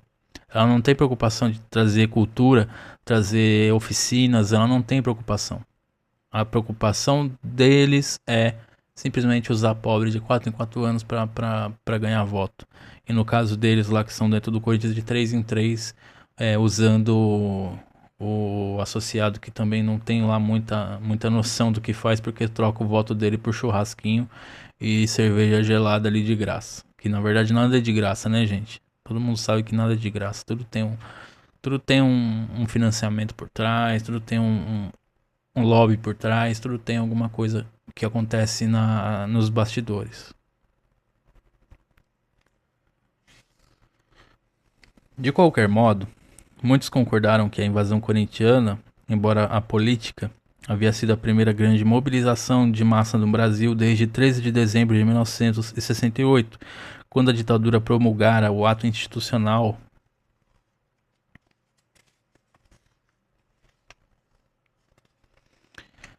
número 5, que ampliava os poderes do presidente e suspendia inúmeras garantias constitucionais dos cidadãos. Nas palavras de Chico Buarque no estado de São Paulo, de 5 de dezembro, a loucura alvinegra vinha sendo responsável pela única manifestação coletiva de liberdade no Brasil. Perfeito. Discordo totalmente do Caetano, mas eu vou concordar completamente com o Chico. Porque é isso. A única manifestação coletiva de liberdade no Brasil. E isso porque ainda nem havia acontecido a democracia corintiana. Certo? Então isso aqui foi um preâmbulo do que seria a democracia corintiana. Em 1976, o cantor e compositor Djavan lançava seu primeiro disco, A Voz, o Violão e a Arte de Djavan. Trazia composições próprias e um dos maiores sucessos de toda a sua carreira, a música Flor de Lis. O país continuava engessado por uma ditadura ferrenha. A tortura continuava existindo nos porões militares. A censura pendurava em todos os meios de comunicação. A censura perdurava em todos os meios de comunicação e a tristeza pela perda de muitos amigos pelo distanciamento dos que partiram se fazia presente. Juntar mais do que 3 ou 4 pessoas em qualquer canto já era visto como questão de segurança pelos órgãos de repressão, que ficavam à espreita de tudo. Sentavam-se em bares só para ouvirem o que os grupos de jovens falavam, para obter mais alguma informação que pudesse apontar culpados de terem ideias que comprometessem a ordem pública. Ou seja, isso é uma ditadura, tá, gente? O que a gente vive hoje, por pior merda que seja esse governo omisso, muitas vezes, ele é ainda um resquício de democracia. Porque assim, não tem ninguém sendo assassinado e torturado por ordem do governo, não. Engraçado que quem fala que hoje a gente vive numa ditadura diz que em 64 não era ditadura, né?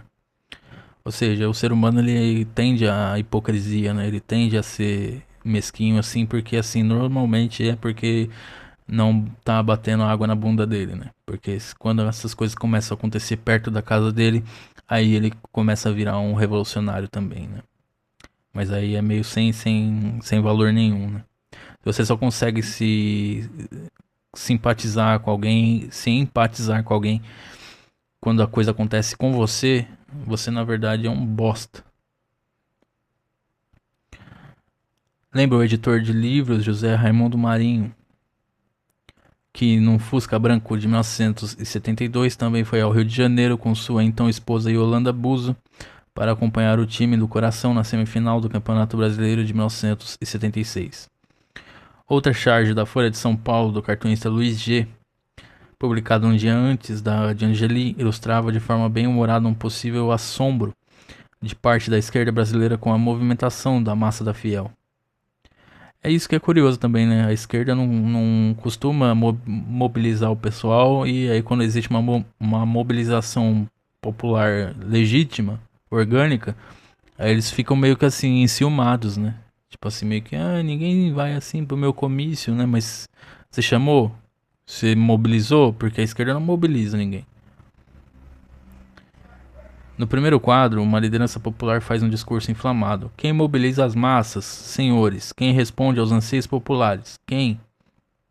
Se reformas políticas são iminentes, por que não organizar um terceiro partido? No segundo quadro, ela conclui: corintianos de todo mundo, univos! Para além da ideia predominante na esquerda de que o futebol era o ópio do povo, alguns analistas acreditam que a invasão corintiana ao Rio de Janeiro tenha trazido um elemento subjetivo novo para a luta política da época, embora obviamente não determinante. Afinal, futebol e política eram de fato totalmente incompatíveis. O torcedor das arquibancadas e o cidadão revoltado com o autoritarismo vigente no Brasil e com sua condição de explorado eram necessariamente pessoas diferentes? No livro A Democracia Corintiana, Práticas de Liberdade no Futebol Brasileiro, o antropólogo José Paulo Florenzano defende que, de algum modo, aquela loucura refletida na vontade de tocar fogo no mundo passara a coincidir com a vontade de amplos setores da sociedade de romper as amarras impostas pelo regime civil-militar, figurando-a através do ritual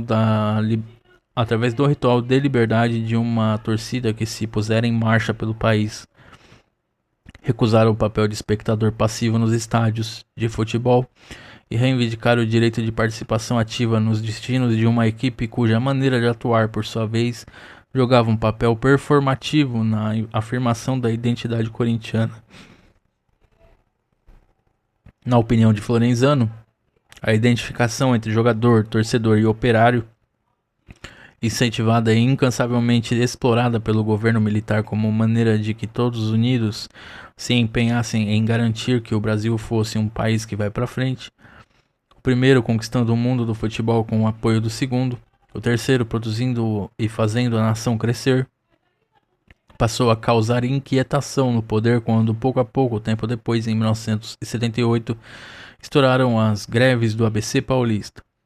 Se até então a identificação correspondia às mesmas marcas corporais, às relações semelhantes que atletas e torcedores, enquanto membros das classes populares possuíam de seus corpos e que se achava em grande parte baseada na experiência de sua força e resistência físicas, ela bem poderia, no novo contexto histórico, basear-se no uso semelhante da autonomia, no questionamento tanto na fábrica quanto no futebol, da divisão entre dirigentes e executantes, na criação laica de formas de organização coletivas autogeridas. Compartilhada pelos dois atores, a significação imaginária da autonomia tornava-se explosiva, seja pela posição-chave dos operários do ABC na economia, seja pela importância simbólica do futebol na cultura. Atom Fon, irmão de Antônio Carlos, não pôde participar desse momento de comoção coletiva na história da capital paulista e do Corinthians. Perseguido pelo regime militar por sua militância na Ação Libertadora Nacional, a ALN, estava preso desde 1969. Ele conta que, assim como outros prisioneiros políticos, acompanhou da cadeia a invasão ao Rio de Janeiro. De acordo com o hoje advogado de movimentos sociais, ainda no começo de 1977, as pessoas que o visitavam comentavam impressionadas do evento de dezembro do ano anterior. Fon também se apoia na subjetividade coletiva do operariado para estabelecer uma relação, novamente não necessariamente determinante, entre o primeiro movimento de massa desde 1968 e as greves operárias de menos de 2 anos depois. Para ele, a invasão corintiana foi mais do que algo vinculado apenas ao futebol. Foi aquele volume, todo mundo falando, desta vez nós vamos lá. Um acordo de vontade típico de movimento. Eu não sei se aí teve insatisfação com a ditadura, mas pode ter servido como uma válvula de escape.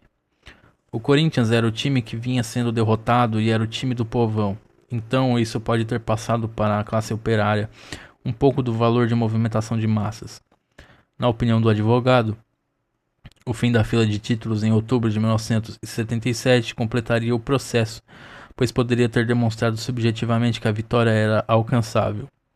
Segundo Fon, tal análise carece de mais pesquisa para ser comprovada, mas como hipótese faz sentido se apoiada nas teorias do pensador italiano Antonio Gramsci, 1891-1937, conhecido por defender que também os aspectos culturais e subjetivos são elementos criadores e reprodutores de hegemonia em uma sociedade, ou seja, o soft power. A tese da válvula de escape é partilhada por Sidney de Antônio Jesus, o menino office boy de Mogi das Cruzes que viajou com a camisa 12 ao Rio de Janeiro, que hoje é advogado na mesma cidade paulista. O militarismo ainda era opressor e o povo queria se libertar de alguma forma. Talvez não tenha chegado ao extremo da subversão, mas eu diria que foi assim um momento de necessidade de se autoafirmar como povo, de falar assim, é possível fazer alguma coisa. Uma particularidade da torcida do clube do Parque São Jorge que salta aos olhos é justamente o fato de que boa parcela dela não apenas é parte do povo, como também se reconhece como tal, e faz questão de nutrir o simbolismo inerente a esse pertencimento. Há 35 anos, possivelmente tal sentimento era ainda mais forte. No seu texto publicado no Jornal do Brasil de 13 de dezembro de 1976, o sociólogo Sérgio Miceli afirmava que a Fiel sabia muito bem que estava embaixo e que o Corinthians, por suas características, era um time de classe e, antes de tudo, um movimento social. Seria mesmo ocioso listar as inúmeras expressões com que os gaviões se dispõem a acordar a burguesia, escrevia. Gaviões que, aliás, havia surgido em 1969 com o propósito de combater a ditadura vigente dentro da diretoria do próprio Corinthians, do Vadielu, né? E que tinha entre seus integrantes diversos opositores do regime militar, como os fundadores Flávio Laselva e Francisco Malfitani. Dentinho, inclusive, era torneiro mecânico em São Caetano e em 1978 se afastou da torcida organizada justamente por estar participando das greves do ABC. De acordo com ele, embora todos fizessem questão de separar a militância política e sindical das mobilizações pelo Corinthians, a Gaviões e seus integrantes eram frequentemente vigiados pelo DOPS, o Departamento de Ordem Política e Social. Um possível sentido de classe entre os invasores do Rio de Janeiro, na opinião de Atom Fon, tinha uma explicação bastante simples. Um número considerável dos torcedores que venceram os 400 quilômetros entre São Paulo e a Cidade Maravilhosa integrava o operariado paulista. Muitos dos ônibus que fizeram tal percurso partiram das fábricas do ABC. Quem eram os operários daquele tempo em São Paulo? Eram os nordestinos, e o Corinthians era o time dos nordestinos. Então, os nordestinos é que foram ao Rio. E quem participa das greves menos de 2 anos depois? Os nordestinos. E um nordestino corintiano puxa a greve da Scania, o Lula. Que eram outros tempos, né? Hoje em dia ele meio que sufoca as greves que o pessoal faz, né? O historiador Plínio Labriola Negreiros acredita que quem se organiza para o jogo de futebol organiza-se para a luta sindical.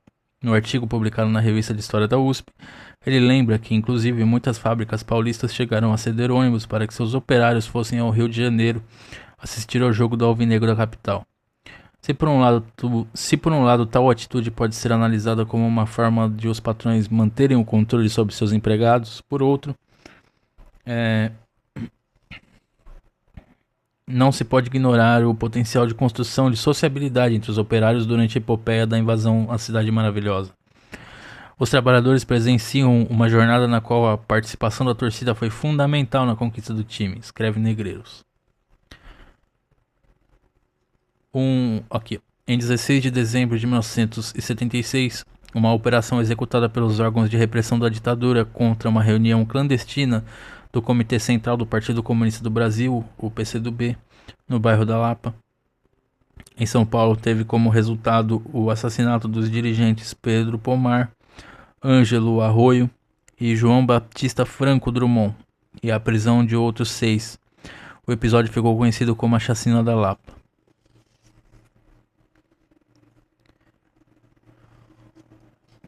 Entenda uma coisa, a burguesia tem pistoleiros, e no caso, quando ela toma o poder do Estado, diretamente, né, porque ela já tem o poder do Estado, sempre teve e sempre vai ter, do Estado burguês é assim.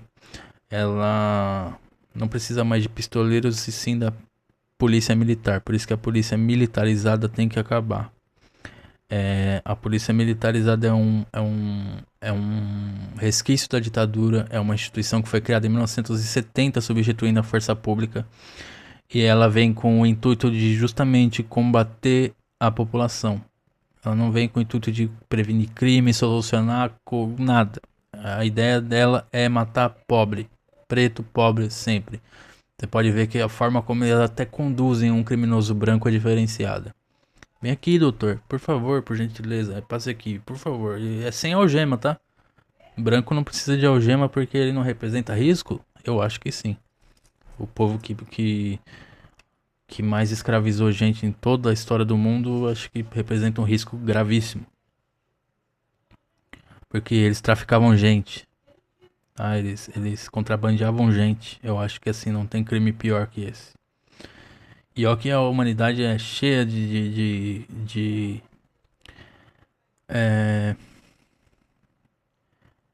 imaginação na hora de cometer crimes, né? Em seu livro, o antropólogo José Paulo Florenzano classifica a ocupação do Rio em dezembro de 76 como o ponto de partida da fase mais efervescente, criadora e revolucionária de toda a história alvinegra. Não é para menos. Em 1978 chegava ao Corinthians, contratado do Botafogo de Ribeirão Preto, o meio-campista Sócrates. Em 11 de fevereiro de 1979, uma faixa com os dizeres anistia ampla, geral e irrestrita. A campanha de grande parte da esquerda brasileira na época era aberta no meio da Gaviões da Fiel durante uma partida contra o Santos no Morumbi. A iniciativa havia partido de militantes não vinculados à torcida organizada. O jornalista baiano-corintiano Antônio Carlos Fon e o santista Carlos McDowell. Mas a imagem que ficava para o regime e para a sociedade brasileira era de que uma bandeira, até então basicamente encampada pela classe média e a intelectualidade, tinha chegado ao povo. No fim de 1981, apenas 5 anos depois da invasão corintiana, começava a surgir no interior do clube do Parque São Jorge um movimento idealizado por Sócrates, Vladimir e Casagrande, com o apoio do então diretor de futebol Adilson Monteiro Alves, que abalaria as estruturas do futebol brasileiro e mobilizaria amplas camadas da sociedade, entre críticos e apoiadores da democracia corintiana. E em 1984, o Brasil era tomado pela campanha das Diretas Já, que contou com a participação ativa do elenco alvinegro nos palanques e da Gaviões da Fiel nas manifestações. Em 1976 veio a invasão e a possibilidade de que isso tenha mudado o estado de espírito dos trabalhadores. Em 1977, a vitória com outra manifestação de massa. No ano seguinte, a greve liderada pelo baiano corintiano conhecido por vocês. Em 1979, a faixa de anistia no meio da Gaviões da Fiel. Em seguida vem a democracia corintiana e logo depois as Diretas Já. Lista Atom Fon. Tudo bem, pode ter sido tudo coincidência, mas otiminho pra estar envolvido.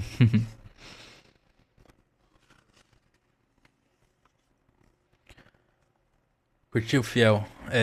Lembrando que esse livro tá disponível aí na descrição para quem quiser comprar. É só clicar no link correspondente. Ao vocês efetuarem a compra, vocês ajudam o canal a ganhar uma comissão em cima da venda, tá?